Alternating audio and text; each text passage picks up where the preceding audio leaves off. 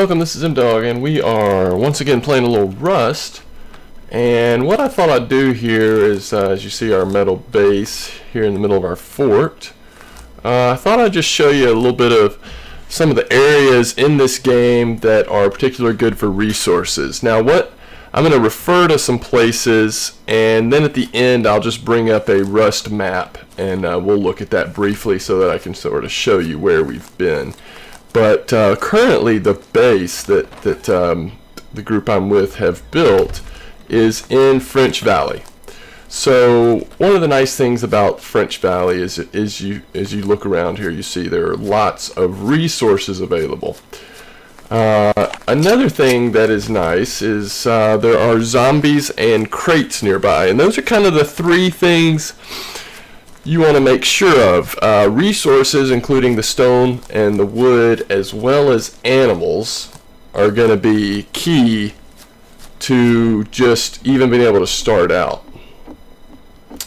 But those are going to be really important. The second thing is zombies. Zombies, if you kill zombies, you get a lot of really good loot drops, and so that's a way that you're going to get a lot of the loot in the game.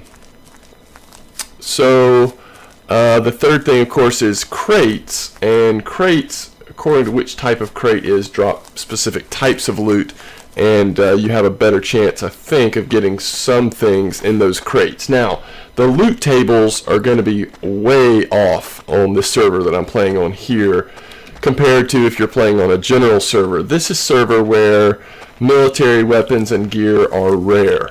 So, for instance, right now I'm using a 9mm. P250 and up are very hard to come by on this type of server. You see, I've just come into a rad type town here, and we're not going to actually loot the whole thing because this is not the main thing I want to show you. I just wanted to show you how close this rad town is to French Valley. So French Valley, or any of these surrounding parts here, as you see other people have built up bases in this area, can be a very advantageous place to set up base. Now, this is not the area that when I first started playing Rust, I just happened to not spawn in this area or start meeting friends in this area. And the people that I played with, we stayed for a long time. We were very committed to staying down on the coast. And so it has only been in more recent times that we joined this server and decided to try building up here. As now you can see a sort of the view of our wall, and at least our tallest fortified or base inside that wall. So let's head south, and again I'll bring up the map here towards the end of this video. Let's head south and show you what else is what some other good options for starting places. And we need to go ahead and eat a little bit of food here, stay on top of our hunger. So we're going to go just right over these mountains. You see there's our base. We're going to go right over these mountains, and I'll show you how close we are to the coast, and as well as to the area that I mentioned before in terms of where I'm more comfortable, or where I spent more of the time early on playing the game. So if we come up and over this mountain, we're basically making a straight line south here, and for a while there, fall damage was turned off on this server because there was a hack that people were using that was allowing them to instantly kill people, and the only way to work around that hack was to remove fall damage. But now I think they have updated and found ways to go around that hack, and so fall damage is actually turned back on. So you can see I'm using the 9mm pistol. One nice thing is we've got some mods on this, so flashlights on there, as well as a silencer and a scope, or an ACOG, I think is what it's called. It just basically helps you aim a little better. So we're going straight down to the road here, and you can already see the coast in the distance here. And the interesting thing will be, on our way back we'll take the road, and that may allow for us to run into some bandits and who knows, maybe get into a gunfight and possibly lose everything that we're going to gain as we loot some stuff here. But so any buildings like this, you want to look for crates. And down here near the coast, there are lots of places where buildings like that one spawn and give you a chance to loot them and loot the crates inside of them. And there's a building over there, and then here is the road as that bears on us. We'll go ahead and just keep moving here. Here's 2 more buildings, and now we're to the road, and we're almost down to the place where I wanted to show you guys. So the first place we're going to come upon is a Rad Field. It's actually where the tanks are. So if you're looking at maps, according to which Rust map you're looking at, most of them refer to an area down here in the southern part where the coast is as a place that they point out where the tanks are, and that's kind of one of the places we're headed. The trick with Rust, and here's another building, the trick with Rust is finding these spots, and actually when you first start playing, you know, beyond just starting to learn the first things you need to craft and the things you need to do to increase your survival chances, another thing that I would really encourage you to do is just start scoping the areas out and start looking at a Rust map, and according to how good you are with direction and following a map, this will be either you know, pretty easy for you. A second gun there, that's not too shabby. We'll put it right there. Now we have 2 of those shotguns. These are just the base pipe shotguns. They take a long time to reload, but they actually do decent damage if you get close to someone. But one of the places that you'll want to get to know is this Rad Field that we're in right now. Wow, we just picked up another one. And you'll see that I've got 2 pipe shotguns in my quick bar. And the reason is because it does take so long to load. This way we basically have 2 shots we can fire off. And if you hear that sound right now, that is showing that we are in a radiation zone. Bottom right hand side of the screen, you can see that our radiation level is currently, and we're getting hit by a zombie of some type. Use a bandage there. We already know that, so we'll just dump that back. But our radiation zone is now 468, so we'll take some rad pills. We've got tons of them. Flares are good if you're kind of getting into raiding. It's one of the requirements for eventually getting the C4 built. Okay, so that is the Rad Field. There are, let's see, 2, 3, 5, 6, 7, 8, 9, 10. I think there's around 10 or so boxes that spawn in that Rad Field. So that is a really good place. Not only the zombies you can hunt there, but all of the boxes, the crates that come up as well. It's a really good opportunity to loot. So that's why we, the people that I was playing with and myself, often have settled in this little forest here. Now this is considered Ecko Valley on the maps. If you're looking at the map, this is Ecko Valley. And there's all kinds of interesting places. There's places that have lower elevation if you want to build a small little base to start off with and maybe not get noticed as quickly.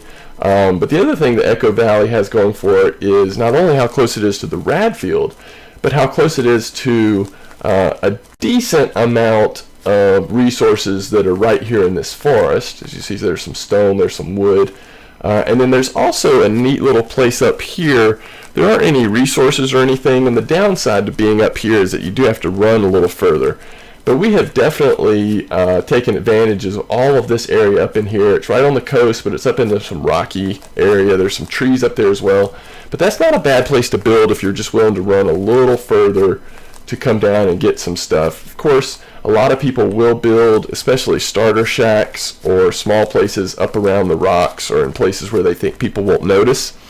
Because for however long it takes you to build the resources to start to actually build a decent sized base that you can defend and fortify, that is basically how long you need to survive in a starter shack or in a small base that you might build initially.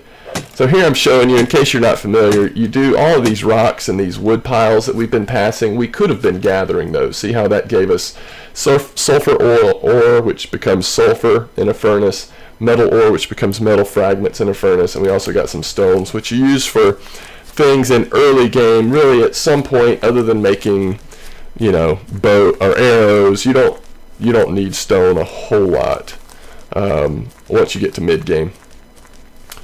Alright, so now we're going into Resource Hole. So we've moved from Ecko Valley to Resource Hole. This is another reason why I like Ecko Valley, because of your proximity to Resource Hole. Now, we used to call this Zombie Valley, and if someone hasn't been out here clearing all the zombies, you'll see why in a minute. You see, this place is really, really interesting. It's a small little valley, or a small little area surrounded by rocks, and it's close to the road, and it has a lot of resources that spawn in here. But the other thing that spawns in, and you can see how many are up. We've got, what, 5, 6 resources that are up right now? The other thing that spawns in here are zombies. And someone must have just come through here. We probably ought to be careful because they could still be in here. Somebody has just come in here and cleared all the zombies out. So I can't stand the thought of coming to Resource Hole and not getting anything. So we're going to bang on this metal rock for a little bit. We'll get a little wood as well, just so you can see what that looks like.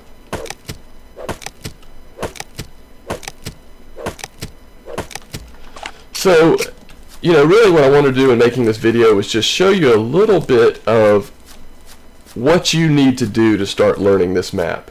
Using the Rust map and using your opportunity to just run around in game. Now these are sleepers. They probably don't have anything on them. A lot of times these are people that have just come onto the server. Maybe their server was down for a minute. They came onto the server and played around a little bit and then decided to log off. So we'll just take bandages, fill our bandages up, and we'll move on here. Alright, so we're coming out of the other exit from Resource Hole, and it leads right to the road, and I'll show you how this is the same road. There's just one big road in this game that makes a big circle, and we'll actually connect down to where the tanks are. See if we can go ahead and kill this zombie. He doesn't know where to run. What is he doing?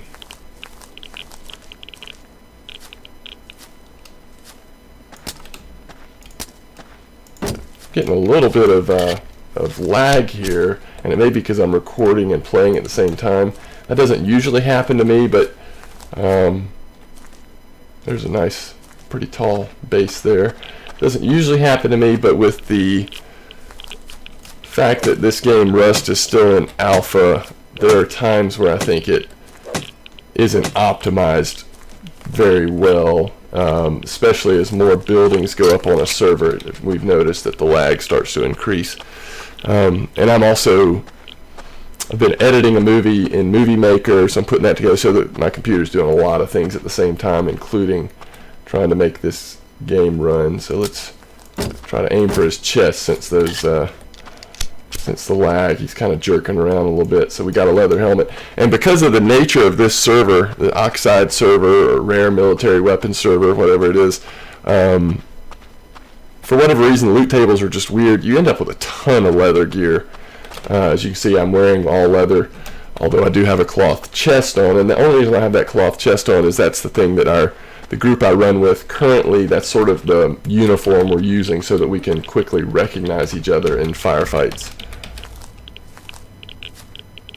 And this is a dark zombie. You saw those light zombies were moving really fast, and of course the dark, and there was a headshot. The dark zombies are a lot slower, but they do take a lot more to kill. They are a little tougher, a few more hit points to bring down. So we'll go ahead and check out these crates as we're walking by here. Another green one's got ammo in it, and a red one has rad pills. And I don't know if you noticed how when we first opened that crate, a bunch of 9mm ammo appeared to be what was in it. And I think the reason why that does that is I think that is the way that they have, again, tried to counteract one of the many hacks that have been created that people use to cheat in this game. And so what used to happen was, one of the hacks, there's some metal fragments, one of the hacks allowed people to see what were in crates before they even opened it. So from a distance, they could sort of scan around, see where the loot was, and that allowed for them to have an obvious advantage. It was just one of many things that was a part of this hack package that I guess people were buying or getting, however they were getting it, and cheating with it. But by showing those by showing that 9mm ammo in there, it's kind of a uniform thing until you actually open it. I think that maybe counteracts that hack. So we're getting some more wood, and I think what we'll do here is we're going to go look just over this hill so you can see another sort of landmark that people refer to in the game. This is going to be the hangar. So we're going to come right over here. There are quite a few spawn points for crates in some of these buildings in this hangar area. That's the hangar right there. Someone's built a base right in front of it. So we're not going to actually go in there, but we're going to head back towards the road. But the hangar is another place that people will often meet up at or refer to in game. So let's get back on the road because I want to show you, it's interesting the way the map works. We're going to go on the road back to our base, and we'll kind of see how much longer it takes to get there via the road compared to just coming right over that mountain behind our base, heading south. We'll get a little bit more oil on our way, see if we run into any more zombies or players that may try to cause us some trouble. And of course you do want to, anytime you are trying to learn the map, or if you're new to the game, if you have any kind of base built, I really would encourage you to do as little exploration as possible at night. It's not that hard to get lost in this game until you're somewhat familiar with the areas. It's a much bigger map than what is actually used by most players right now because they've got the resource nodes and the animals and the drops and the crates and everything in a pretty dense little area where the map is a good bit bigger than that. So you want to be able to explore and learn the map when you can actually see landmarks. We're in about midday right now, so we've still got plenty of time to get back to our base. But once it gets night, it gets really dark. I mean, unless you start really adjusting the gamma on your monitor and all that, it does get very dark. I'm just kind of looking around to see. Last time I ran up this way, I did run into 2 or 3 bandits that I could hear them talking through in-game chat. They heard me shooting a zombie, and they were like, "Oh, I heard gunshots. Let's go kill him." And so I got up in the rocks and looked down, and there was 3 of them. So I decided to sort of just pass them by and just didn't let them see me. But if we run into them again, we might shoot them a couple times before we wrap the video up. We've got a lot of stuff on this server. We're in honestly really good shape, and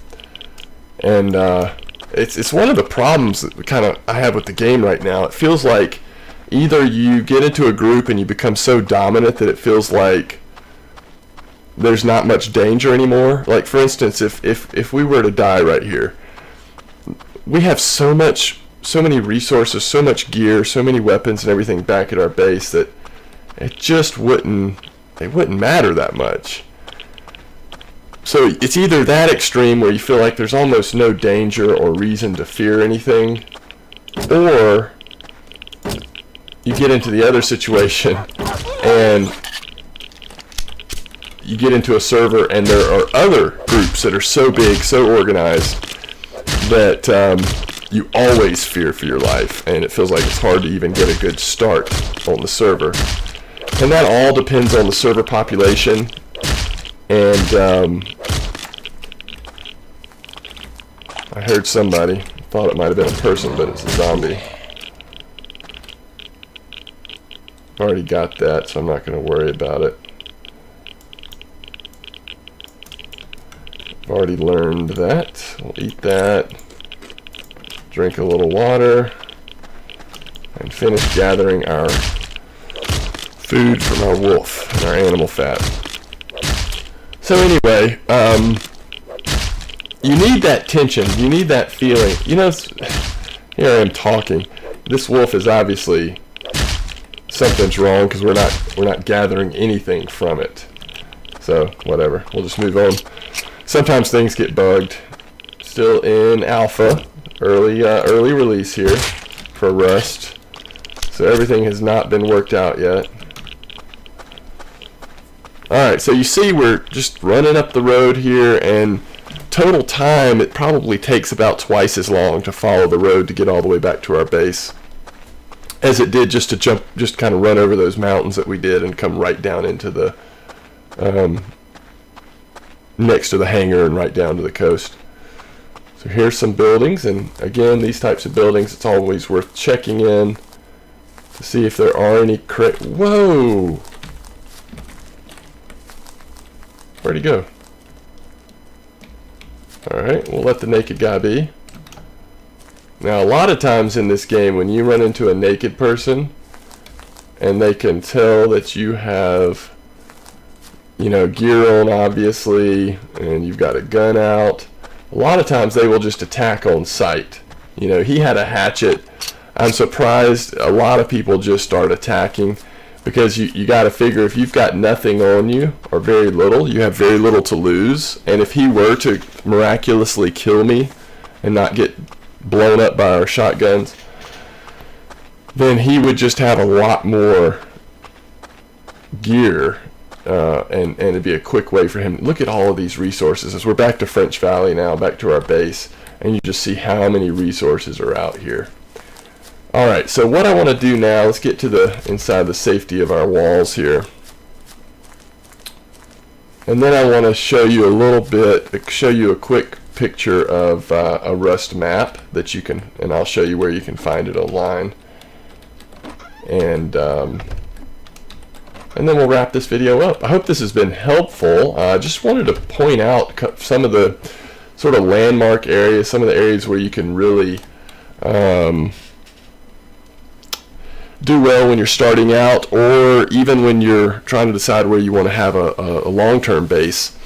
It's all about risk reward. You know, if you go to a place like Ecko Valley or Resource Hole, the two places that I showed you, because of their proximity to each other and to that to where the tanks are in that Rad Field, there's going to be a lot of competition over there. A lot of people will make loot runs to that area, so it's a dangerous place to be. But if you can kind of balance that, find a place that's a little bit away where you can have some safety, but then you're still close enough where you can make a lot of loot runs into those areas, that can be a really good way to get established on a server in Rust.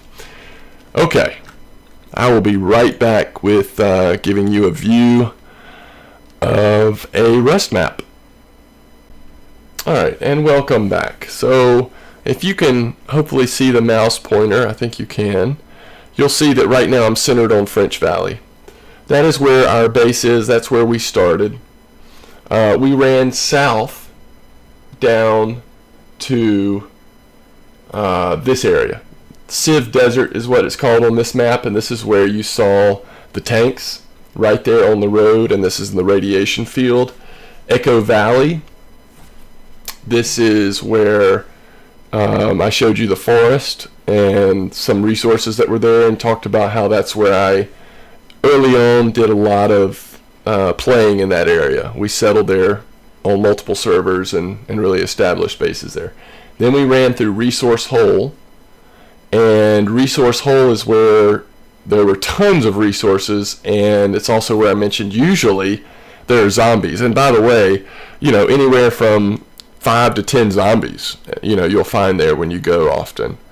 But that is a really competitive spot because of the fact that you've got both resources and zombies right in a small area with no radiation. So you can set up a base there, and if you can defend it, you'll get loot quickly, and you're not that far from the Rad Field where the tanks, where you can get the crates as well. Then we ran up to Resource Road. We left Resource Hole this way, and we came all the way around past here's the hangar that I showed you, all the way back to French Valley. So you can see on the map the distance of going from, even if we'd started back here, the distance of going all the way down and around versus just the straight up. It's almost twice as long probably. So anyway, This is at playrustwiki.com. There are several maps. This is just one of them.